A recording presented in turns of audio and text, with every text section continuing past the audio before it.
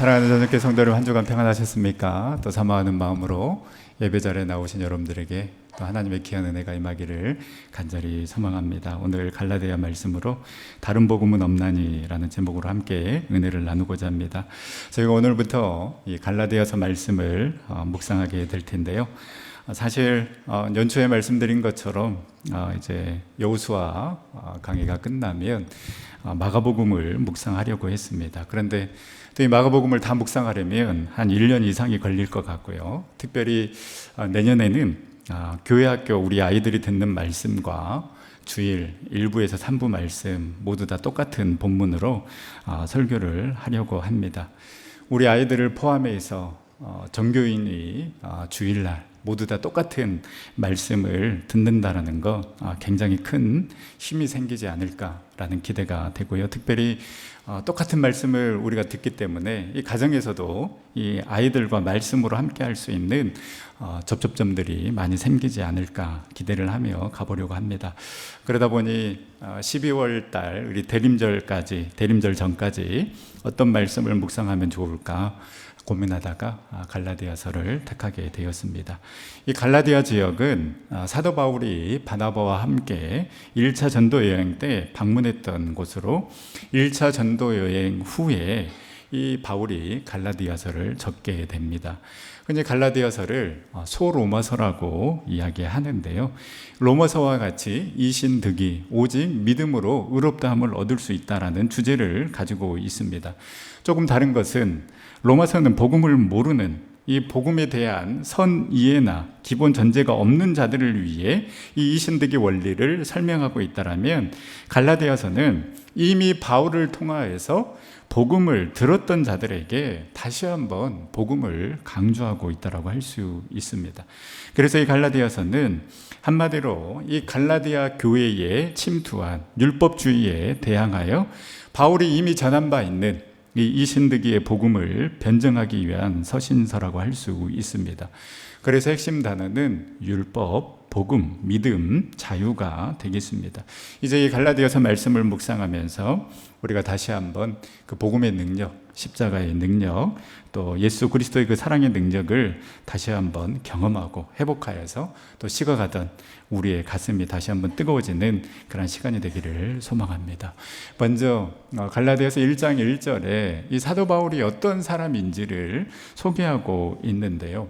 이 바울이 기록한 서신서에 보면 항상 바울 자신을 처음에 소개를 합니다. 그런데 이 소개는 우리가 이력서에 적는 자기소개서와는 다릅니다. 바로 이 바울이 자신을 소개하는 이 소개는 바로 바울 자신의 영적인 고백이라고 할 수 있습니다.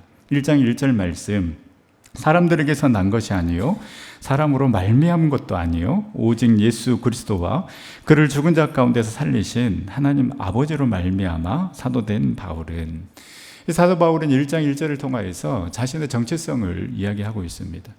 늘 바울을 괴롭혀왔던 문제가 이 사도직의 정당성의 문제였습니다. 예수님의 제자가 아닌, 예수님의 12제자가 아닌 이 바울이 복음을 전해도 되느냐라는 이 문제가 늘 바울을 괴롭게 했습니다. 그런데 바울은 이 갈라디아서를 시작하면서 아주 강한 어조로 이야기를 하고 있습니다. 이 모든 서신서에 공통적으로 나타나는 문구가 하나님 아버지로 말미암아, 하나님의 뜻으로 말미암아라는 표현입니다. 나는 예수님의 제자는 아니었지만, 그러나 내가 지금 감당하고 있는 이 사도직이 누구로부터 나왔는가? 하나님께로부터 왔다라는 것이죠. 이 확실한 정체성이 사도 바울을 사도 바울답게 했다라는 것입니다. 사람들에게서 난 것도 아니고, 사람으로 말미암은 것도 아니고, 오직 예수 그리스도 그를 살리신 하나님 아버지로 말미암아 사도된 바울은, 예수 그리스도로 말미암아 내가 사도가 되었고, 그를 살리신 하나님 아버지로 말미암아 바울이 사도가 되었기 때문에 그의 목적은 예수 그리스도였고, 그의 삶의 존재 이유도 예수 그리스도였습니다. 그리고 그의 마지막 종착점도 예수 그리스도였습니다. 이 예수 그리스도 때문에 비방자요 박해자요 폭행자였던 나를 불러주셔서 예수 그리스도로 말미암아 하나님으로 말미암아 사도가 되었기 때문에 사도 바울은 예수 그리스도를 얻기 위해 모든 것을 배설물로 여길 수 있었습니다. 그리고 이 예수 그리스도 때문에 어떠한 역경과 어떠한 핍박 가운데서도 복음을 전하는 귀한 사명을 감당할 수 있었습니다. 나의 정체성이 참으로 중요합니다. 우리는 내가 누구인가? 라는 질문 앞에 거의 대부분의 사람들이 자신의 직업이나 자신의 위치로 자신을 소개합니다. 선생님, 교수, 목사, 또 누구누구의 아내, 남편, 누구누구의 엄마, 아빠, 또 어디를 다니고 있는 회사원, 또 회사에서는 부장, 팀장, 과장 등 직급으로 우리를 표현합니다. 그러나 여러분, 이러한 것들은 전부 다 가변적인 것들입니다. 언제든지 변할 수 있다는 것이죠. 따라서 이러한 것들이 우리의 정체성의 본질이 아니다라는 것입니다. 여러분, 직장을 그만두면 직장의 포지션은 아무런 의미가 없습니다. 따라서 이 가변적인 정체성으로 살아갈 때에 우리는 불행해집니다. 그 자리, 그 위치를 내려놓았을 때에 상실감이 클 수밖에 없습니다. 또한 그 자리, 그 위치에 가지 못했을 때 나 자신에 대해서 실망하고 좌절감을 느낄 수 있습니다. 이처럼 변화된 것에 초점을 맞춰서 거기에서 나의 정체성을 찾게 되면 우리는 그것을 얻지 못하였을 때, 또 그 지위에서 내려왔을 때 우리는 흔들릴 수밖에 없습니다. 그렇다면 어떻게 살아가야 되겠습니까? 변하지 않는 그 대상과 관계를 맺고 그 관계 속에서 나의 정체성을 확립해 나아갈 때에 우리는 흔들리지 아니하고 휩쓸리지 아니하고 자존감을 가지고 자신감을 가지고 살아갈 수 있는 것입니다. 그렇다면 우리는 어떠한 관계, 누구와의 관계 속에서 이 정체성을 확립해야 되겠습니까? 바로 예수 안에서. 예수님의 은총을 입어 나의 죄를 속량받고 내가 하나님의 자녀가 되었다라는 이 관계 속에 우리는 변치 않는 정체성을 확립할 수 있어야 됩니다. 세상의 직업으로, 재산의 유무로, 세상의 성공의 기준으로 나를 평가하고 다른 사람을 평가하는 것이 아니라 우리를 죽기까지 사랑하시는 그 예수님의 사랑으로 내가 하나님의 자녀가 되었다라는 이 변함없는 진리가 우리의 정체성이 될 수 있기를 간절히 소망합니다.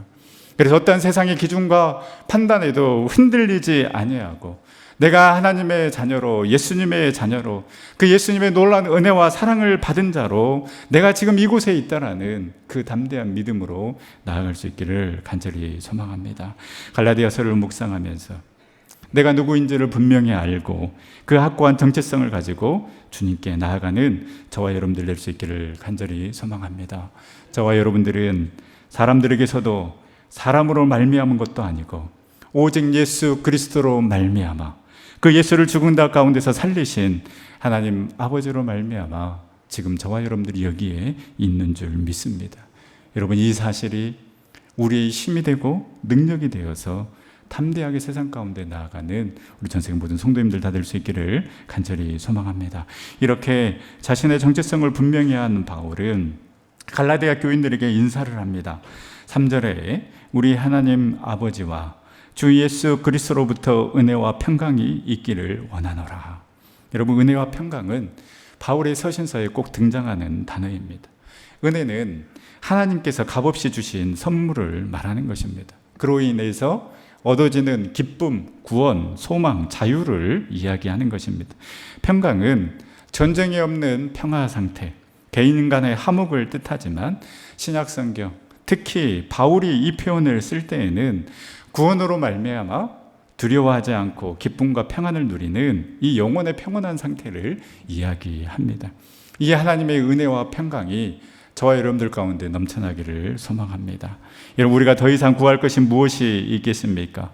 이미 우리에게 있는 이 은혜와 평강, 이것만 누리게 해달라고 기도해도 여러분, 우리의 삶은 풍족하지 않겠습니까?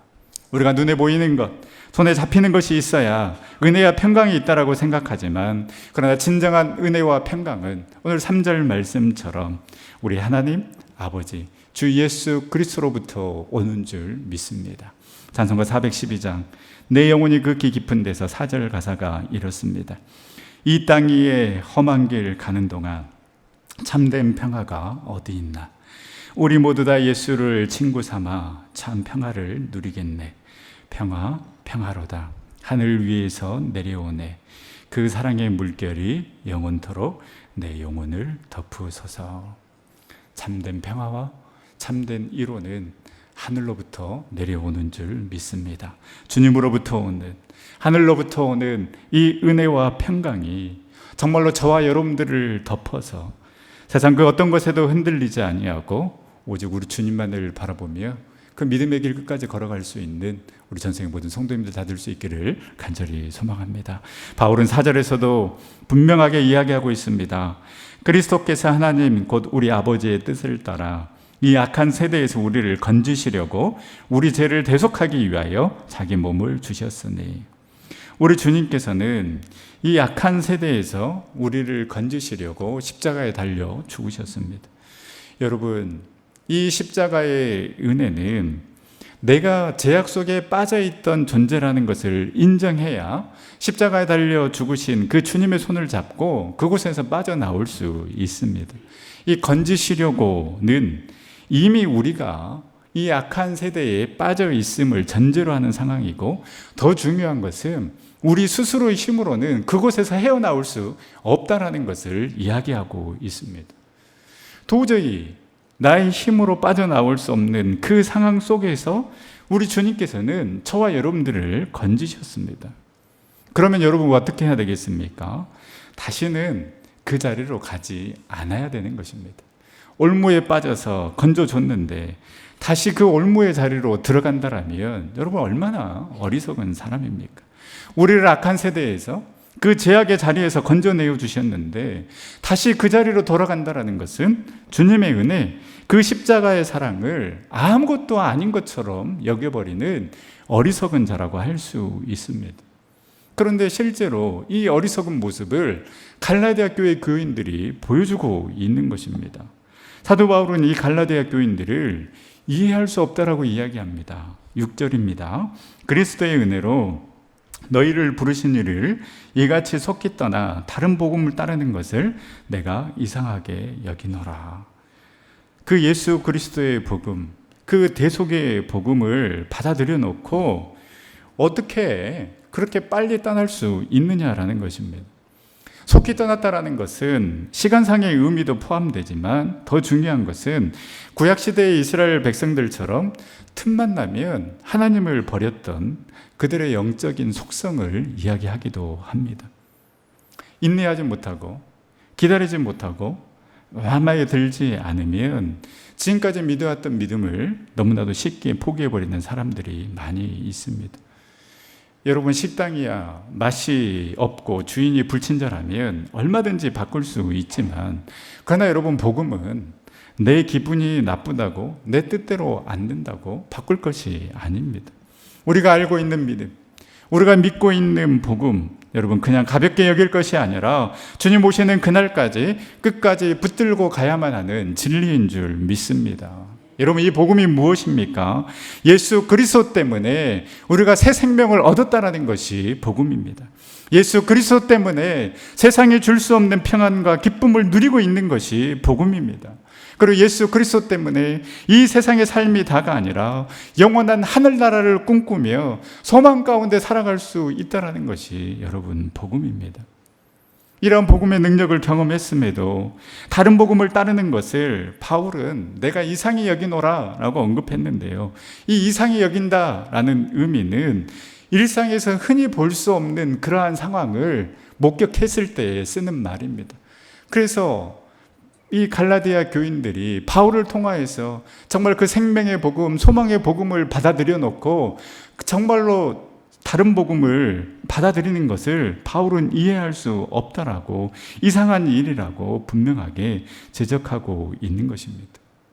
그래서 바울은 7절 9절 말씀에 다른 복음은 없고 너희가 받은 것 외에 다른 복음을 전하면 저주를 받을 것이다라고 단호하게 이야기하고 있습니다.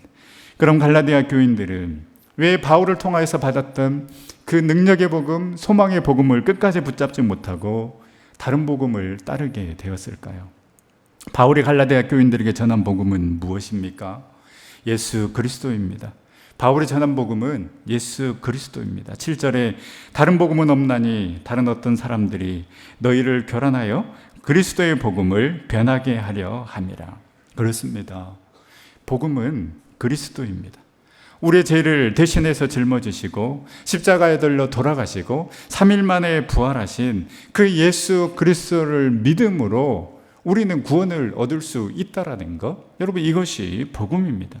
그런데 갈라디아 교인들을 교란하는 다른 복음이 등장하기 시작했는데 바로 이들이 율법주의자들이었습니다.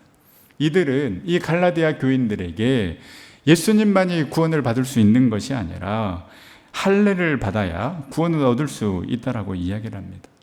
여러분 이들이 무서운 게 예수님을 부인하지 않습니다. 예수님을 인정하지만 예수님만으로는 구원 얻을 수 없다라는 것입니다.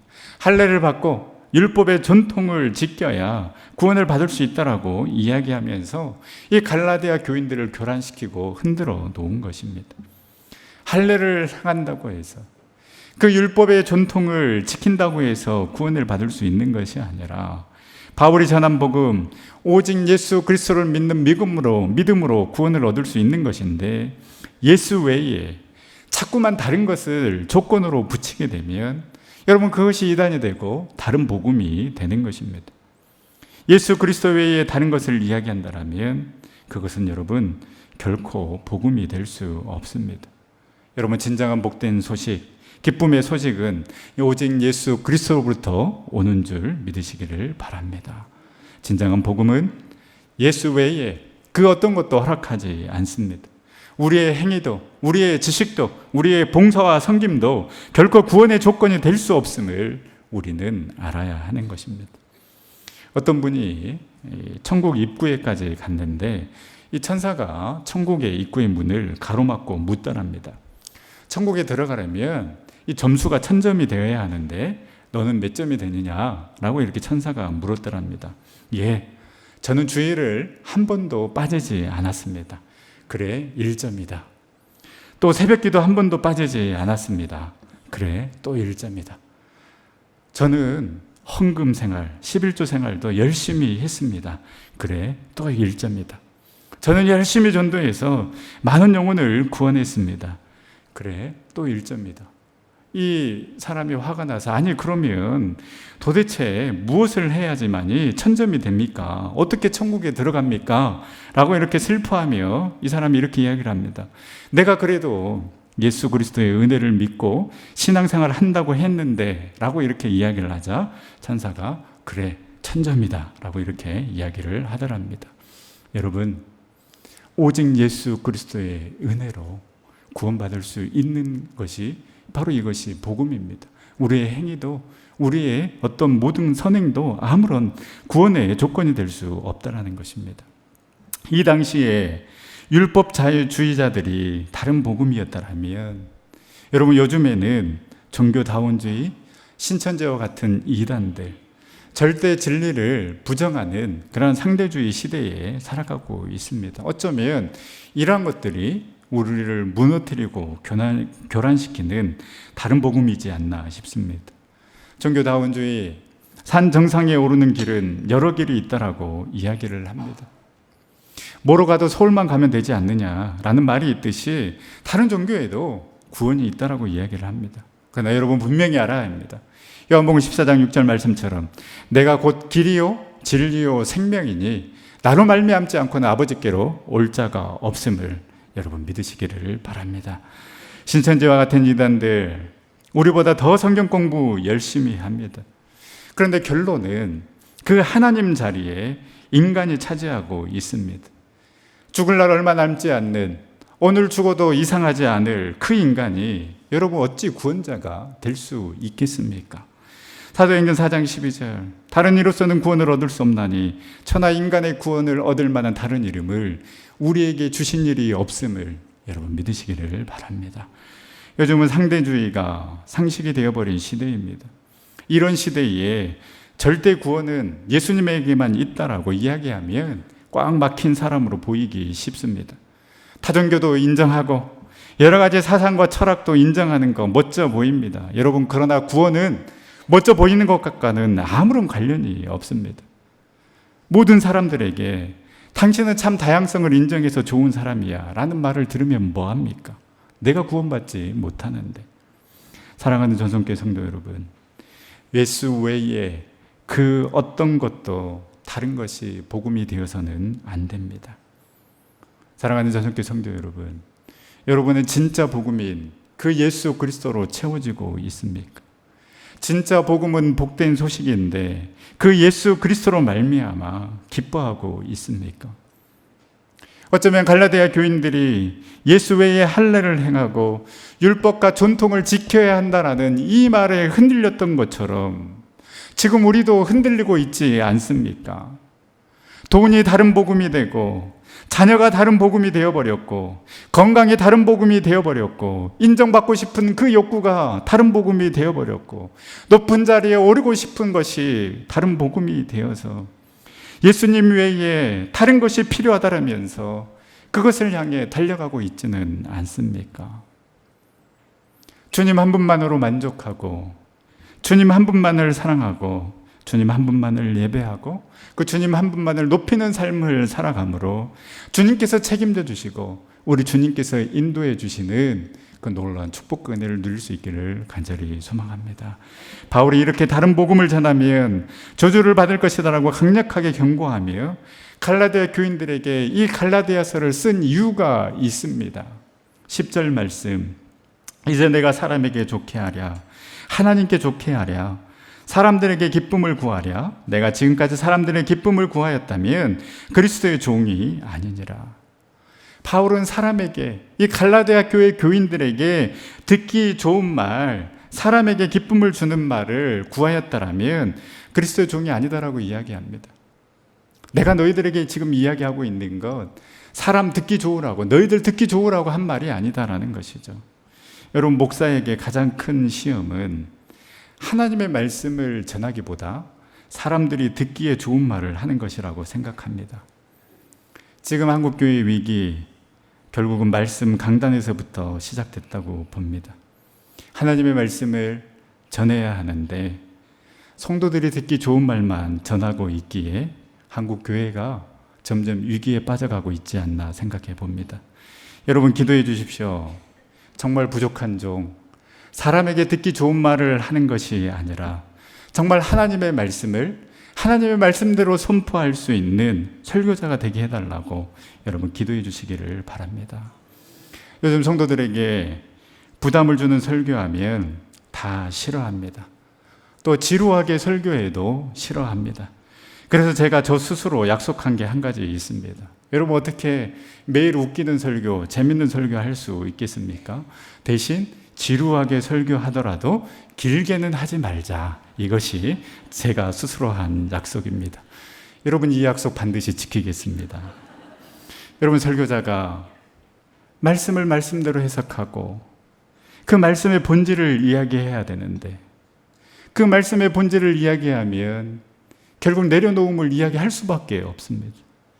제자가 되려면 예수를 따라야 하고 그 예수를 따르려면 버려야 하고 희생하고 결단해야 하는데 이런 말을 하면 재미없고 사람들이 다 싫어하니 복 받으세요, 위로 받으세요, 부자 되세요, 이런 수준에서 벗어나지 못하고 있는 것입니다.